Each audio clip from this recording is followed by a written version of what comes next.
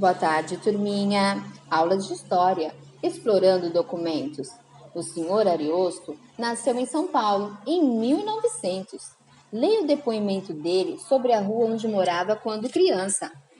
A Avenida Paulista era bonita, calçamentos de paralelepípedos, palacetes. As outras ruas eram semicalçadas, cobertas de árvores, de mata.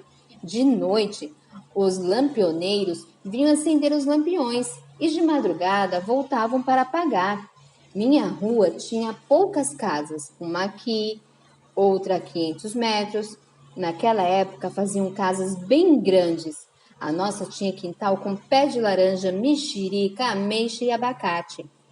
Minha mãe gostava muito de flores e plantava rosas, margaridas e violetas. Turminha, lampioneiros eram os trabalhadores que acendiam os lampiões das ruas, quando não havia ainda luz elétrica. Com base no texto, responda as questões. Em que rua de São Paulo o senhor Ariosto morou? B. Como o senhor Ariosto descreve a rua onde morou quando criança? C. No material de apoio há uma foto antiga e outra atual da rua onde o senhor Ariosto morou. Compare as imagens com o que é descrito no texto e converse com os colegas sobre o que mudou e o que permaneceu nessa rua.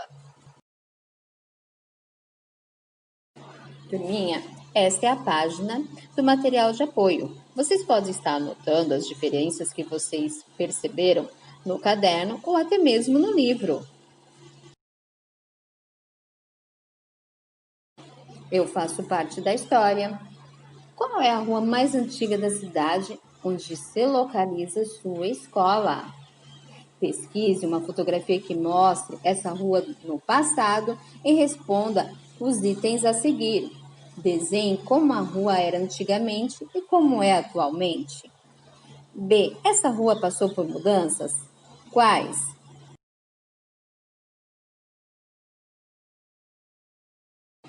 As ruas e o nome delas.